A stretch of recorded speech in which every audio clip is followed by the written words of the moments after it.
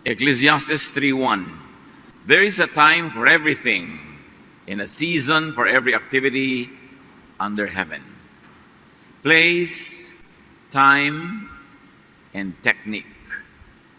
Ang sikreto ng maunlad, mapayapa, mabungang buhay.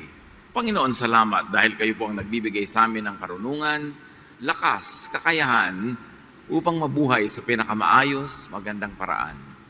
Sa sandaling ito, payapain niyo po kami, pakalinisin, akayin sa inyong tama, maganda, mabuting daan. At ang dalangin namin, kayo po ang maging tagapangaral at ang liwanag ng iyong karunungan ang maging gabay namin sa buhay. Be our speaker, our preacher, our teacher, and healer. We seek you, Father, our God, in the name of Jesus, your Son, our Lord and Savior. Place, time, and technique. Life locates in different places. Iba-iba. May mga plains, mountains, valleys, forests, jungles, deserts, bodies of water, himpapawirin, kung saan-saan pwedeng malagay ang buhay ng tao. Maraming setting. And these locations really depend on one's chosen journey, one's chosen path or approach, one's mode and instrument of travel. Maraming paraan ng pagpunta sa isang lugar at ganoon din sa buhay, maraming paraan para mapunta ka sa kinakalagyan mo ngayon. Ang dapat lang nating laging maunawaan, tayo ay nasa lugar na yan dahil nagpunta tayo dyan. Hindi tayo mga unwilling victims. Akala natin laging ganoon? No. At the very least, we are unwilling but yet participants nonetheless in what happens in our lives. Nasa ganyan kakalagayan ngayon dahil malaki ang factor na ikaw din na nagpunta dyan o hinayaan mong makaladkad ka ng sino man patungo dyan, so meron mo pa rin consent. Sa buhay na ito, tayong lahat ay nilikha ng Diyos specially, powerfully, fearfully made, at merong purpose ang Diyos para sa bawat isa. Kaya dapat maging matapat tayo sa purpose na yon. Dapat puntahan natin yung dapat puntahan, lugaran yung dapat nalugaran sa tamang panahon ng Diyos. So lumugar, stay in your place kung gusto mong maging maayos ang buhay. At mayroong choices. Puro choices sa buhay. Ang taong magiging mabunga, payapa, masaya ay yung marunong pumili sa marami mga pwedeng pagpilian. Psalm 1:6, sa taong matuwid, si Yahweh ang pumapatnubay. Ngunit ang taong masama, kapahamakan ang hantungan. At yung matuwid at masama dito, hindi lang laging morally matuwid o masama. Yung lahat ng mali o tama ang pamamaraan, naka-classify into matuwid or masama. Proverbs 4:19, the lifestyle of the wicked is like total darkness, and they will never know what makes them stumble. Totoo nga. And wickedness is also likened to foolishness. Magkakamag-anak yung mga ganong ideya. Kaya yung mga taong kulang sa kaliwanagan ng isip, nagkakanda dapa-dapa, natatalisod, nahuhulog, nang hindi man lamang nila nauunawa kung ba't sila nadapa. Ano ang pinagkadapaan nila? Kaya pa ulit-ulit tuloy. Proverbs 3:5-6, 21-26. Trust in the Lord with all your heart and lean not on your own understanding. In all your ways, submit to Him, and He will make your paths straight. Isikreto ng maayos na buhay, sumunod sa kalooban ng Diyos. So, kailangan alam mo ang kalooban ng Diyos. One of the highest goals in life, if not the highest, is to know the way of God. The ways of God. Para hindi ka nag-i-improvise ng sarili, hindi kang gumagawa ng mali o sumusunod ka sa iba. At sa bawat isa sa atin, mayroong individual, personalized na paraan ng Diyos. Kasi we were all individually, personally created by God. May kanya-kanyang nakatakda. Pero hindi ipinipilit ng Diyos. Dapat mong alamin, hanapin, at tahakin yung itinakda sa iyo ng Diyos. Ayon sa yung giftedness, personality, inborn traits, developed, and learned ways, lahat yan ay factor para patuloy ka maging sensitive. Ano nga ba ang will ng Diyos para sa akin? Bakit niya ako ginawang ganito? Ba't ganito yung talent ko? Ba't yun ang strength ko? Ba't ganito yung weakness ko? Hindi kilala ang sarili na ang reference, yung kalooban ng Diyos. Ano ang gusto ng Diyos na mangyari sa iyong buhay? Ba't ganyan ang itsura mo? Ba't ganyan ang talent mo? Ba't ganyan ang hilig mo? Yan ay pagpapahayag ng kagustuhan ng Diyos at hindi dapat baliwalain. Pagka lagi kang pumilit sa maling lugar, lagi ka nabibigo. Inilalagay mo ang sarili mo sa maling posisyon, lagi ka nasasaktan. May tamang posisyon. Do not let wisdom and understanding out of your sight. Preserve sound judgment and discretion. They will be life for you, an ornament to grace your neck. Then you will go on your way in safety and your foot will not stumble. Pag daw tayo lagi nakikinig sa tinig ng Diyos, sensitive to the will of God, magkakaroon tayo ng tunay na buhay. At hindi lang yon, beyond the basics, magkakaroon pa tayo ng ornaments, dagdag, pampaganda, palamuti ng buhay, at magiging ligtas, at hindi natitisod. When you lie down, you will not be afraid. And when you lie down, your sleep will be sweet. So isa yan na magandang pahimakas, pahiwatig na tama ang tinatahak nating landas, tama ang lugar nating kinakalagyan, hindi tayo laging takot. At mahimbing tayo matulog, tahimik ang ating loob. Ibig sabihin, malamang na nasa tama tayong lugar. Liba na lang maling-mali na pero naging napakamanhid na ng iyong konsyensya na maling-mali ka na, himbing-himbing mo pa rin. Mapanganib din yun. Kaya dapat laging sensitive. Have no fear of sudden disaster or of the ruin that overtakes the wicked. For the Lord will be at your side and will keep your foot from being snared. Proverbs is so full of wisdom. Isa sa mga pinakamahalagang collections sa Bible. Read Ecclesiastes, read Proverbs all the time. Napakahalaga mga bahagi ng lumang kasulatan na magpahanggang sa panahon ni Jesus, lalampas, papasa sa Jesus standard, sa Jesus filter. Timeless, universal, yung mga karunungan. Yung pagkakalugar natin, kung saan mang lugar tayo nandun sa buhay, life locates in different places depending on one's chosen companions. Nandiyan ka rin ngayon kasi dahil sa pinili mong makasama.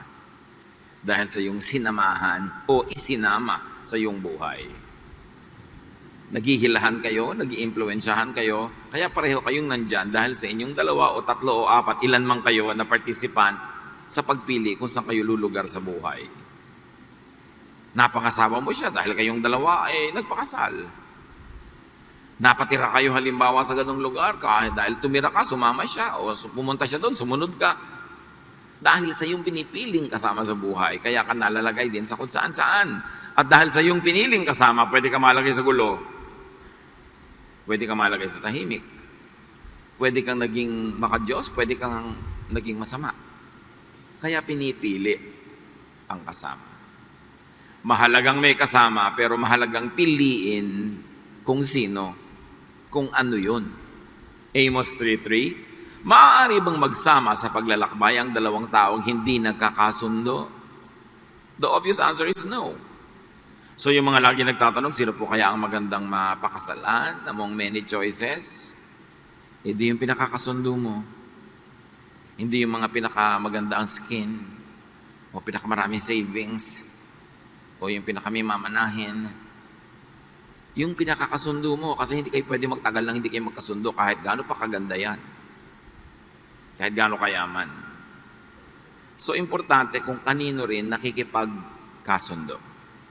Kasi pag may kipagkasunduan ka sa mali, madadala ka niya sa mali. At dahil tama ka, madadala mo rin siya ng konti sa tama, pero nadadala ka rin niya sa mali kasi naghihilahan kayo. Importante, kung kasama mo na, talagang yun na. Halimbawa, may partner ka na talaga sa buhay, magkasundo na kayo. Kasi useless na magkasama kayo, tapos lagi kayong aaway. Naghihilahan, nagko-contest. Impyerno ang buhay yun. So una, piliin mo kung sinong makakasundo mo. Pero kung nakipagkasundo ka na, mag-decide ka na mag-agree. It means you have to yield some things and you have to win in some areas. Pero mayroong mahalagang compromise ang partner sa buhay. Mag-asawa, magulang at anak, magkakapatid. Yung mga hindi nyo naman talaga pwede nang iwasang maging magkasama sa buhay, kailangan magkasundo kayo. Kasi pag laging may conflict, hindi kayo magiging masaya. 1 Corinthians 15:33, huwag kayong paloloko. Ang masamang kasama ay nakakasira sa mabuting pagkatao. Kaya pinipili mo talaga ang makakasama mo. Siguro isa sa talaga pinaka-importante yung sa pagpili, yung mapapangasawa. Yung magiging partner mo sa buhay. Kasi ang laki ng influence nun sa magiging takbo ng buhay mo hanggang bawian ka na ng hininga. Umiiwas sumama doon sa mga nambubuyo, yung mga nagpapasubo, mga konsentidor, yung hindi ka itinutuwid kahit mali ka, walang magandang uuwian ng buhay mo sa ganon. Mga kamag-anak na itinutulak ka na gumastos ng todo beyond your ways of earning, ungot ng ungot, hingi ng hingi, hindi mo naman kaya, anong gusto niya, mang-hold up ka? Magnakaw? Hindi mo puting kasama yon, yung ipinapasubo ka to live beyond your means, to spend more than you earn, dapat i-correct ang ganung uri ng mga companions. Especially kung permanent relationship, like in family. Importanteng may kasama, pero pinipili yun. Ecclesiastes 4:9-12. Ang dalawa ay mabuti kaysa isa. Mas marami ang bunga ng anumang gagawin nila. Kapag nabuwal ang isa, maitatayo siya ng kanyang kasama. Kawawa ang nag-iisa, sapagkat walang tutulong sa kanya kapag siya ay nabuwal. Kung malamig ang panahon, maaari silang magtabi sa higaan upang parehong mainitan. Ngunit, saan siya kukuha ng init kung nag-iisa siya? Naalala ko tuloy isang napakagandang picture ng Russian army na nandun sila sa Siberia in the height of winter. Nakasalansan silang natutulog, tabi-tabi. Pag tumagilid yung isa sa kanan, sabay-sabay silang nakatagilid sa kanan. Pag sa kaliwa, dikit-dikit sila kasi ang tanging init na kanilang nakukuha ay yung init ng kapwa. Kung ang nag-iisa'y maaaring magtagumpay laban sa isa, lalo na ang dalawa. Ang lubid na may 3 pilipit na hibla ay hindi agad malalagot. So may kasama dapat sa buhay, pero yung mutually helpful, mutually functional. Hanggat maaari at may choice ka pa sa pagpili, yung makakapagtulungan kayo. Hindi yung pabigat ka lang sa kanya o pabigat lang siya sa'yo. Piliin ang kasama. At lalo sa mga magkakapatid sa Panginoon, mga churchmates, piliin nyo kung sino yung makaka-business partner nyo. Kasi 90% ng partnership ng mga magkaka-church, nauuwi sa gulo. Nauuwi sa away. Kasi pag may hindi ka gusto sa ginagawa niya, usually akala mo dahil Christian kayo, tahimik ka lang, hindi ka na nagko-comment. Pero naiipon doon sa loob ng dibdib mo hanggang mamaya sasabog din. Hindi ko laging ipinapayo sa mga churchmates to do business together. Kasi pag hindi sila nagkasundo, ang affected yung attendance nila, pareho na silang hindi attend, pareho na silang mawawala.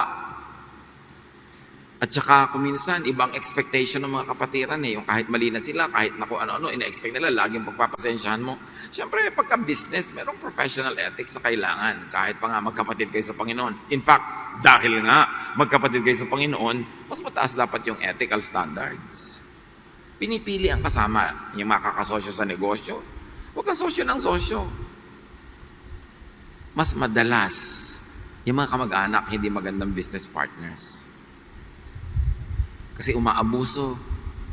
Kukuhanin mo ang pamangkin mong empleyado. Tuwing kailangan ng nanay niya, mamalengke, magganito, maggano, tatawagan ka ng nanay niya, hoy, yung pamangkin mo, huwag mo nang pasukin, kailangan ko dito. May ganun. O kaya pag dinisiplina mo, magtatampo yung nanay, kapatid mo o pinsan mo yung nanay, nagkahawatak-watak na yung pamilya nyo dahil sa mga empleyado mo kamag-anak. Dapat pagka kamag-anak ka, tapos empleyado ka ng kamag-anak mo, doble ang faithfulness mo. Dahil kamag-anak mo siya, may malasakit ka. Hindi yung dahil kamag-anak ka, abusado ka na dahil hindi ka pwede tanggalin at kamag-anak. Baligtad na paggamit yun ng relasyon. mas malapit ang relasyon nyo, mas dapat kang matino. Alang-alang sa kamag-anak mo na mapapahamak pag hindi ka nagpakahusay. Piliin. Huwag agad-agad na nakikipag-partnership with people kasi mahirap kumalas. Ang dali-daling magsama-sama. Pero ang hirap-hirap magkalas-kalas. Madalas, bloody yan. To move in life, hindi lang lugar. Travel the road before you. Travel the road given you. Yung assignment mo sa buhay, gawin mo. Yan ang assignment mo ngayon, gawin mo ngayon.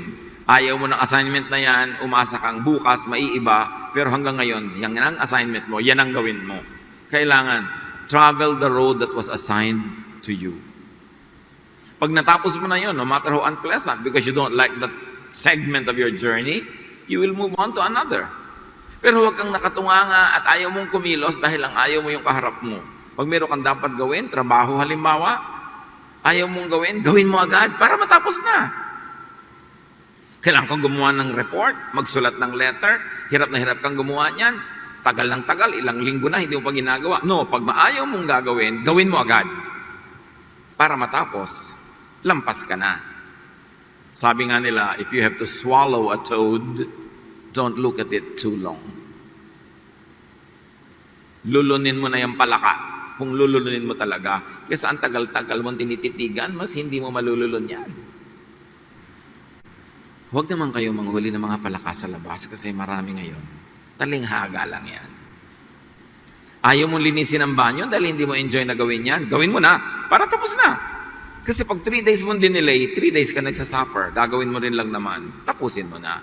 Take the road that is before your feet so that you can get done with it as soon as possible. In life, move forward. You have to move forward. You should not get stuck. Bakit? Kahit wala kang ginagawa, lumalakad ang panahon. So pag nakatayo ka lang at wala kang ginagawa, lumalakad ang panahon, obviously, naiiwan ka ng panahon. Meron ako mga young people na nakakausap, sabi ganun, yung po mga classmates ko nung araw sa high school, may mga negosyo na, may kotse na, may bahay na, ako wala pa. Ano nangyari sa'yo? Ba't sila nag-move forward? Ikaw ay hindi. Although hindi naman laging iyon ang pamantayan kasi baka may iba ka na-accomplish, malay ko naman nakasulat ka ng 30,000 tula. O di accomplishment yun, kahit wala kang kotse. Pero, basta wala kang ginagawa, hindi titigil ang oras para hintayin ka. Lalakad pa rin yan. Kaya kung ikaw ay nag-enroll sa isang kurso na for 4 years, wala kang ginawang tama, naiwan ka, hindi ka pumapasa, pabalik-balik ka sa same course, graduate na yung mga kasabay mo nung simula, ikaw hindi pa. Kasi hindi ka hihintayin ng panahon. You must keep moving. At yung dapat mangyari ng Lunes, dapat mangyari ng Lunes. Kasi sa Martes, merong ibang dapat mangyari sa'yo. Sa Miyerkules, meron. Sa Huwebes, iba naman. Pero pag hindi mo ginawa yung Lunes, tas Martes na hindi mo pa ginawa yung Lunes, hindi mo rin ginagawa yung Martes, Miyerkules, Huwebes, natapos na yung linggo, wala pa nangyari sa'yo. Naiwan ka ng isang linggo. Ulit-ulitin mo yun, may iwan ka ng isang buwan, isang taon. Kamisan yung iba, mamamatay na lang, malalagot ng hininga, wala pa nangyari sa buhay. Philippians 3:13 to 14, one thing I do, forgetting what is behind and straining toward what is ahead. I press on toward the goal to win the prize. Lumalaban ka para manalo. Sumasali ka para magwagi. Nagtatanim ka para umani. Nag-aaral ka para gumraduate. Nagtatrabaho ka para ma-promote. Laging may goal. Hindi lang pinapaandar mo ng walang nangyari ang isang araw. You need a clear goal, a clear objective, and a very clear task. May plano. Huwag ka naman maging alipin ng plano na may plano ka kasi ngayon, namamatay ng nanay mo, hindi mo pa asikasuhin dahil iba ang plano mo for today. Dapat may flexibility, pero dapat may general plan. And you should move on. Yung iba, anong gusto mong mangyari sa buhay? Gusto kong yumaman. Anong ginagawa mo ngayong araw na to para yumaman? Wala. Last week, anong ginawa mo? Wala. Last month, wala. Paano kaya yaman? Don't dream. Plan. 2 Corinthians 3:18, At ang kaluwalhatiang iyan na nagmumula sa Panginoon ang siyang nagbabago sa atin mula sa isang antas ng kaluwalhatian hanggang tayo ay maging kalarawan niya. You see, even spirituality, even our Christian life has a goal. And the goal is to be more and more like Jesus. So dapat ang lahat ng ginagawa mo, ang bunga, nagiging mas kawangis ka ni Jesus. Mas bumabait ka, mas magiging loving, mas magiging accepting of others and forgiving, hindi yung baligtad. Kasi paatras ang tawag doon. Pag sa pagtagal ng espiritualidad mo, mas nagiging kamukha ka ng mga Pharisee, umaatras ka, hindi ka umaasenso. Dapat laging ang goal mo, mamunga. Puno man na walang bunga, sabi ni Jesus, putulin na yan, sayang ang lupa. Sayang ang taba ng lupa, sayang yung liwanag ng araw. Kasi wala naman siyang bunga. Ang goal mo lagi, mamunga. Okay, musician ka. May gift ka naman na mag-compose. Ang tanong ko naman ilan ang na-compose mong kanta nakaraang linggo, buwan o taon? Wala. Tutunga-tunga nga ka, Facebook ka. Ang gift mo, music, tapos wala kang production? Ba't ka pa nabuhay? Sayang naman ang mga ininom mong tubig, mga kinain mong itlog ng pugo. Sayang, kasi wala kang bunga. Ano ba gift niyo sa mundong ito? Anong ibigay ng Panginoon? Dapat may bunga. Hindi yung nag-exist ka lang, nagsusurvive ka from one day to next day to next day. Napang nilingon mo yung linggo, buwan, taon, wala namang nangyari. Sayang. Kasi malalagot din ang hininga mo, tatanda ka, tatawagin ng Diyos, tahanapan ka ng bunga, nasaan? Anong ginawa mo sa oras mo? Yung lagi ka na lamang na nanghinayang, nagsisi sa mga hindi naganap, hindi ka na tuloy mag-move forward. Sabi ni Paul, alam niyo, ginagawa ko sa nakaraan, tapos na yan, I move on. Nabigo ako noon, magtatagumpay ako ngayon. Nasaktan ako noon, papagalingin ko sarili ko at mag-move on ako. Hindi yung lagi na lang akong nagngangalgal tungkol sa nakaraan, mga panghihinayang sa mga hindi nangyari.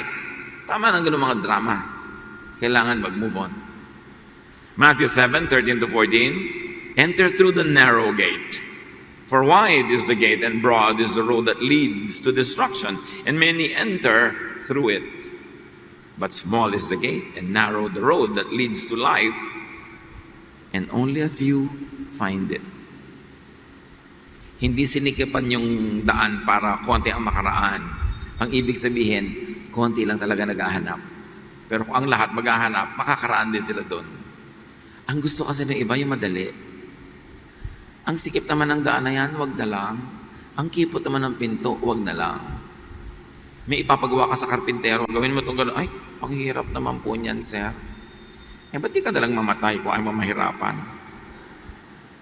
At kung mamamatay ka bukas, ba't di na lang ngayon? Para madali. Kasi mahirap talagang mabuhay. Yung ayaw mahirapan, hindi yun mamumunga. Kasi mahirap mamunga. Pero alam niyo ba na mukha lang madali na hindi mamunga kasi mas relax? Pero mas mahirap naman yung wala kang bunga. Ang taong mag-move to the right place at the right time, willing mahirapan. Handang dumaan sa hirap. Kasi ganun ang pagtatanim. So to move in life, travel the road before you and also modify, change, and develop the way you travel. Minsan nalulungkot ako, may kakanin halimbawa sa isang probinsya. Pagbalik mo 20 years later, ganun pa rin yung balutan. Walang product development. Yung pagkaing madaling mapanis, hanggang ngayon madali pa rin mapanis. Wala pa silang na-develop na technique.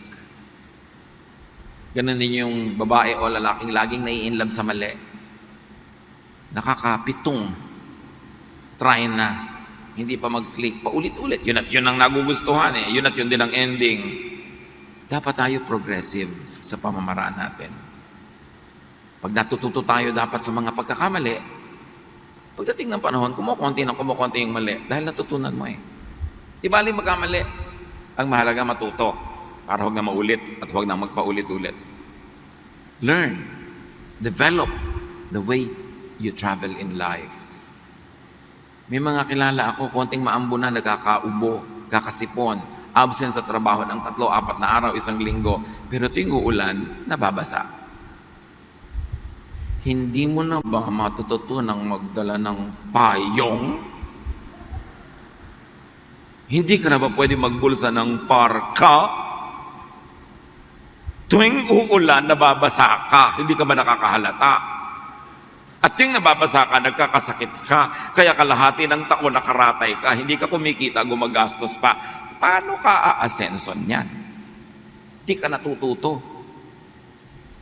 1 Corinthians 9:26 to 27. Hindi ako tumatakbo ng walang patutunguhan at hindi ako sumusuntok sa hangin. Subalit pinahihirapan ko ang aking katawan at sinusupil ko ito upang sa gayon hindi ako maalis sa paligsahan pagkatapos kong mangaral sa iba. So Paul is talking here as a trainer, at kung gagawin natin sa physical training, so niya matapos ko mag-train ng iba, tinetrain ko din ang sarili ko para pwede akong sumali sa contest sa sasalihan nila at titiyakin kong mananalo ako doon. Discipline.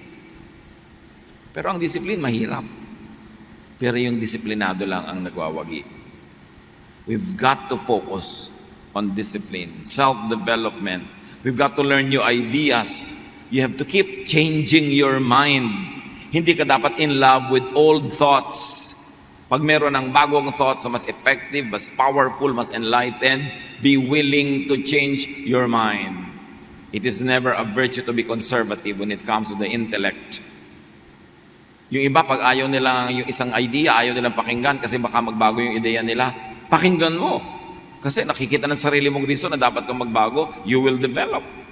It is very, very seldom that conservatism is a virtue. Because you're in love with the past. And the past is done. And the world had changed overnight. Kailangan handa ka doon. Kaya ang Panginoong Jesus, laging ang kanyang mga paradigm, sa kanyang mga metaphors, symbolisms, new. Laging a new covenant, a new law, new wine skin. And even Romans says, be changed by the renewing of your mind. Ang taong aasenso, malalagay sa tamang lugar, kikilos sa tamang oras, is always changing her or his mind for the better. Laging naghahanap ng paraan para ang isip pakinabangan. Dapat ang utak natin, hindi museum, hindi koleksyon ng mga luma na hindi na naiiba. Dapat ang utak natin ay garden kung saan napakaraming bagong seeds na tumutubo, mga bagot, iba-ibang variety, para dumadami ang mga bunga na nakikita natin at pinapakinabangan sa buhay. Travel and develop the way you travel, or you do not move. You get stuck. You don't grow. Ang frustration na lang ni Paul sa mga tao sa Corinth, katitigas ng ulo, kababagal matuto, sukdo lang pati mga babae doon, pinatahimik niya, huwag kayong magtuturo, huwag kayong kikibo, walang maingay, kasi nga hindi sila matuto. 1 Corinthians 3:2, I gave you milk, not solid food, for you were not yet ready for it. Indeed, you are still not ready. You are still worldly. You are still infants. Gustong-gusto ni Paul magturo ng mas matataas na katuruan, mas malalalim, mas malalawak, pero hindi niya magawa. Kasi yung utak ng mga tao sa Corinth, maliit. Ayaw matuto. Pinagpipilitan yung dati na. Sabi niya, nakaka-frustrate kayo? Ang tatandaan nyo na, gatas pa lang yung diet. Dapat sana iba-iba na, ang dami na. At alam niyo mga kapatid, sa church even today, that can be the situation. Hindi maturuan yung mga tao ng mas malalalim, matataas, malalawak na bagay. Kasi in love na sila doon sa unang-unang theology na natutunan nila nung first 3 months na sila ay sumama sa Panginoon. At pag tinuruan mo ng iba, magagalit. Ayaw na nilang baguhin ang isip nila. Stuck. That was the dilemma of Paul. He could not teach higher teachings. So napaka-importante yung nasaan ka. Nasaan ang iyong katawan? Nasaan ang iyong utak? Saan nakalagay yung utak mo? Anong level? Anong lugar? Anong orientation? Because it will determine the quality of your life. Now, life is also governed not only by places, but also by different times. May day, may night. There are different weathers and climates and seasons. Lahat yan likha ng Diyos. Huwag mong labanan. Sakay ka lang. Ayaw mo pala ng malamig na klima, huwag kang tumira sa mga countries na malamig. Ayaw mo sa mainit, huwag ka doon sa mainit. Wala naman namimilit sa'yo.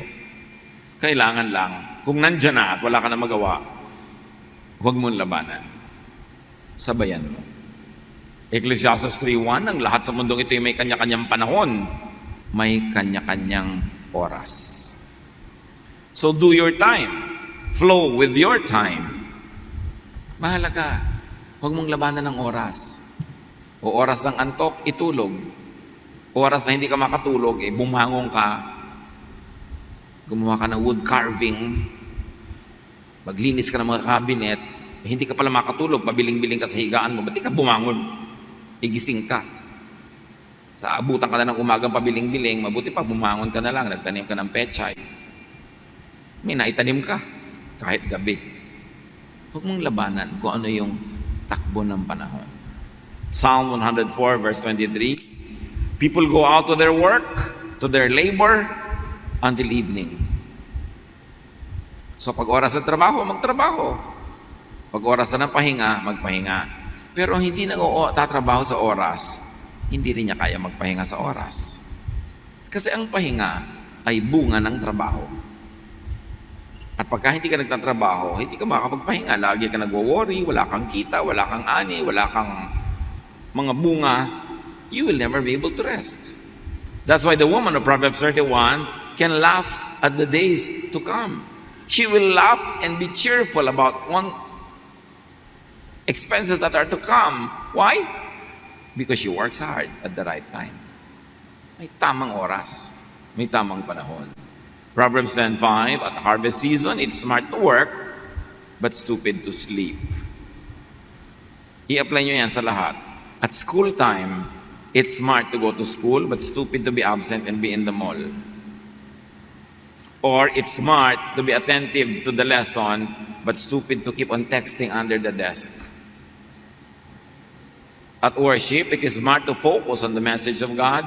It's stupid to do other things. Like nagte-text ka sa loob ng bag mo. Kita rin niya ng Diyos. Nandun din siya sa bag. Tapos ang sinasabi mo lang pala, diba? Eats ka na. Musta na yun? Bakit hindi na lang mamaya yan? Parang ikamamatay na ipaghintay. Dapat kung nasan ka, makinabang ka doon. Yung iba, manonood ng sine, tapos tutulugan. Tapos kung kailan naman matutulog sa bahay, doon hindi matutulog. Binabaligtad ang oras. Merong mga mag-asawa, na 10 buwan na nasa barko yung lalaki. 2 buwan lang sila magkasama para masaya. Doon pa nag-aaway. Ba't hindi nila kayo mag-aaway habang nasa barko siya? At least hindi kayo magkakasakitan. Pag nandyan siya, dapat enjoy. Kasi panahon niya ng enjoyment. Igalang ang panahon. Meron kayong party, masaya. Huwag ka na doon magdrama kahit nainis ka. Palampasin mo yung inis mo kasi sisirain mo yung party, oras ng kasiyahan. Malaking investment nyo, nagkagastos kayo para mag-party tapos bininimangot ka. Sayang. Kung ano ang ibinibigay ng panahon, entertain it. Because it will never last. That too will pass. Psalm 30 verse 5, weeping may stay for the night, but rejoicing comes in the morning. Ang ibig sabihin lang naman, nothing is forever. Kahit kumisan ang lungkot-lungkot mo sa gabi, sasaya ka rin sa umaga. Just survive the night. Because your redemption will come on time. Hirap na hirap ka ngayon. Nagpapaaral kayo ng 3 anak sa kolehiyo. Hirap na hirap kayo. Just survive it. Lalapas din yan. Pero ang hirap-hirap nung hirap na kayo, nag-aaway pa kayo, nagkakagalit pa kayo, tapos wala kayong ginawa, kundi pagalitan din yung mga pinag-aaral nyo, naiinis pa sa inyo, imbes magpasalamat. Pagkalipas ng panahon na yon, wala kayong bungang maganda. Be wise when you handle time. It's a time of difficulty, then go through it. Lilipas din yan. Namatayan ka, malungkot ka, then be sad. Why deny it? Lumilipas din. May mga lungkot na hindi 100% mawawala, pero guaranteed, mababawas-bawasan ang hapdi pagdaan ng panahon. Just survive it. Panahon eh. There's a time to die. There's a time to be born. A time to embrace. A time to stop embracing. A time to gather stones. A time to scatter stones. A time for war, a time for peace. Ganon talaga. Yun ang buhay. Huwag labanan. Hindi ka mananalo. Mapapagod ka lang. Psalm 30:11. Pinawi mo itong aking kalungkutan. Pinalitan mo ng sayaw ng kagalakan. Pagluluksa ko ay iyong inalis, kaligayahan ang iyong ipinalit. Ito ang naghihintay sa mga anak ng Diyos. Kahit dumadaan sila sa hirap, kasi may Diyos tayo. Alam niya ang kalagayan natin. At kung pinapayagan niya ang isang sitwasyon, di man natin naiintindihan, magtiwala tayo na alam ng Diyos ang ginagawa niya. Your redemption comes on time. Just go through your night. Walang gabi na sobrang haba na hindi nag-umaga. Nag-uumaga din. And to go through the life, the best way, you move with time, with the climate, with the weather, but you also move on time, not against it. Darating din lang kayo sa isang gathering, huwag na kayong huli. Dumating na kayo sa oras at tigilan na ang kabibigay na excuse ng traffic. Bumenta na yan. Alam nyo pala na traffic, meron kayong 7 o'clock meeting, umalis na kayo sa bahay ng 2 a.m.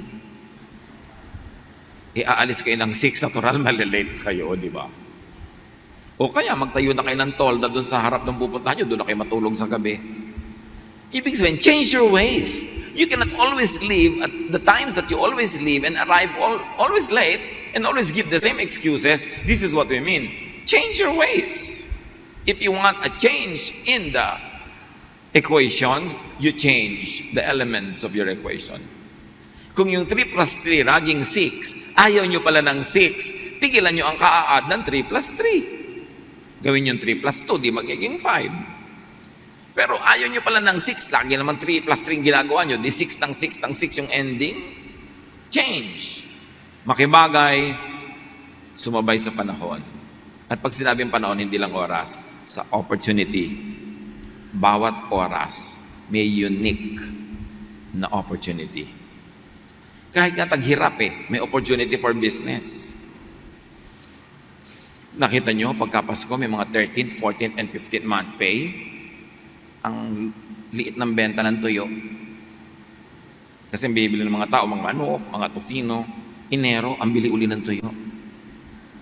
Kasi ubos na pera ng tao. Kasi pag walang pera ang tao, mabili yung mga mumurahing bagay. So, opportunity pa rin yun. Pero hindi wala na silang pera. Enero, nagtitinda ka pa ng hamon. Tapos na ang panahon. Pero sa tamang panahon, sasabay ka, aasenso ka. Colossians 4:5, make good use of time. And time also means, as we have said, opportunity. Samantalahin ang bawat pagkakataon. Nagkamali ang asawa mo. Nagkamali ang magulang mo, ang anak mo, ang kaibigan mo. Nagkamali ang empleyado, nagkamali ang coworker. Anong opportunity ino-offer ng mga kapatid na hindi nyo dapat palampasin? To forgive. Because we are not always given the opportunity to be on the forgiving end. Madalas tayo yung nasa end na dapat patawarin. Pero yung nagkaroon ka ng pagkakataon na nasa kamay mo ang pagbibigay ng patawad, tas di mo ibinigay, sayang ang opportunity. Sayang. Panahon na para ka maging hero, maging dakila, maging mabait. Aalalahanin na niya buong buhay na pinatawad mo siya, pero di mo pinatawad, hindi, sayang ang chance. Meron kang kamag-anak na nag-aaral, kulang na kulang sa pang-enroll. Anong opportunity mo yon? Na magdagdag ng pang-enroll niya. Kasi hindi siya laging mag-aaral. Matatapos din yon. At pag dumadating na siya sa tanghaling tapat ng kanyang buhay, ikaw siguro nasa mga 5 p.m. na ng iyong buhay, lumulubog na ang iyong araw, baka kailangan mo na ng tulong niya. Pero nung oras na pwede mo siyang tulungan, ikaw ang malakas, hindi mo tinulungan, sayang ang opportunity. Meron kang kapitbahay na nasunugan, nangailangan, na dilubyo, chance mo na nabigyan ng mga relief goods na bago. Mga bago mong tuwalyang hindi mo gamit, bago mong damit na hindi mo paggamit, binigay mo, Ilang beses naman siyang masusunugan sa buhay. Baka hindi na maulit yon. Pero hindi ka nagbigay, sayang ang chance mong maging hero. And I can go on and on and on. Lalo yung pagtulong sa mga bata, sandali lang silang bata, matagal silang matanda. Anong nakatanim sa isip nila na ikay mabuti o masama sa kanila? Tinulungan mo sila o pinagkaitan? Isa sa mga pinaka-stupid things to do is to be cruel to children because they will become adults and you will become a hyper-duper senior. At maghihiganti sila sa iyo pagdating ng oras na yon. Sayang ang chance. Every weakness, every need, every poverty of others is your opportunity to be good. Don't miss that opportunity. Hebrews 5:11-13. Marami pa kaming masasabi tungkol sa mga bagay na ito, ngunit mahirap ipaliwanag sa inyo sapagkat napakabagal niyong umunawa. So you see, mentality. Ang mentality ay isang malaking bara sa pag-asenso. Kasi marami pa dapat pwedeng ituro sa'yo, hindi na ituturo kasi hindi mo natatanggap eh. Bibigyan ka pa sana ng higher position, hindi ibibigay sa'yo kasi hindi mo kaya o hindi mo pinatunayang kakayanin mo. Akala nung iba pa nagpapasusot sila sa trabaho, nakakaiwas sila sa mahirap na gawin, nakakalusot sila sa mga mahirap na assignment, panalo sila. No, pagpipili ng aasenso, hindi kong pipiliin. Kasi hindi mo na-prove ang sarili mo. Dapat sana yung mga tagapagturo na kayo. At church ang kausap dito. Subalit hanggang ngayon, kailangan pa kayong turuan ng mga panimulang aralin ng salita ng Diyos. Ibig sabihin, ang takal-takal nyo na nagbabasa ng Bible, umaattend ng church, grade 1 pa lang din ang alam nyo. Dapat nga, teacher na kayo. Estudyante pa rin kayo. 35 taon ka nang umaattend ng Bible study, sister.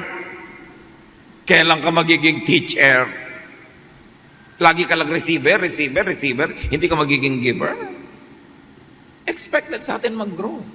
Nag-aaral ka para makapagturo. Hindi ka lang nakakapag-aral para sa personal consumption. May goal. Ang goal is to be like Jesus, and Jesus is a teacher. Hindi lang siya end user. Channel of blessing siya.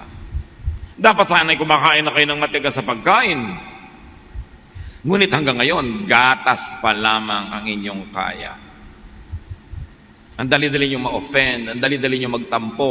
Hindi na kayo pwedeng i-correct, i-disiplina, pagalitan. Lagi nila kayo inaalagaan kasi tampuhin. Pambata yan.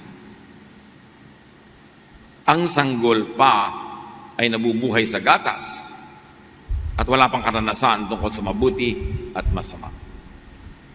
So ang goal ng spiritual life natin to grow. Grow into Jesusness. To become like Jesus. Lahat ang nadidinig na pag-aaralan, minememorya, kinakanta, ang ending dapat, you become more and more like Jesus. Now, to go through the life the best way, you apply the best technique. Singer ka, dapat lagi kang nag-vocalization, nag-aaral, nagdidisiplina, para better and better ang iyong singing. Ano man yung skill mo na bigay ng Diyos, tungkulin mo yan sa Diyos na alagaan at pasensuhin. Ephesians 5:15-16. Kaya't mag-ingat kayo kung paano kayo namumuhay. Mamuhay kayong tulad ng matatalino at di tulad ng mga mangmang. Gamitin ninyo ng lubusan para sa mabuti ang bawat pagkakataon. Kaya importante, sumama sa marunong, sumunod sa marunong. Kung di man ikaw yung pinakamarunong sa inyong grupo, lagi kang sumama. Yung mga laging ayaw na pinagbasa mo, ay nosebleed po, pastor. Magbasa kayo nito, mag-aaral kayo, nosebleed po. Nosebleed? 7 oras ka nag-Facebook, hindi ka binabalingoy-ngoy. Pinagbabasa ka lang ng dictionary na nosebleed ka na. Anong inaasahan mo? Wala ka nang matututunan buong buhay? Hindi mo na i-stretchin yung muscles ng utak mo para dumaming magkasya? Yun na lang? Kakamatayan mo na boy lang, hindi mo ma-spell? Wala kang balak umasenso. Alam nyo, sa buhay makikita mo, yung iba, halimbawa, hindi gumraduate ng college nung sila ay 20, 22. Pero ngayon, 60 na sila, wala pa rin kahit isang unit na naidagdag. Choice mo na yon. Nag-aasawa ka agad, nag-alaga ka ng mga anak, pero dumadating ang panahon na wala na sila, libre ka na rin. Pwede mo pang gawin yung mga dapat mong gawin. Wala na ba tayong balak? Gawin yung mga hindi natuloy nung araw? Kakamatayan na natin yon.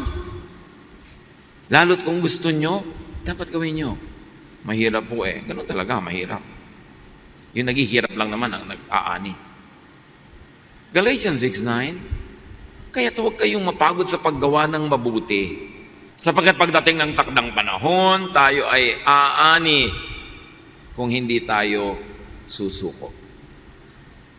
Huwag susuko. At lalo na, huwag isuko kung anong tunay na mahalaga sa inyo. Paglaban nyo yan.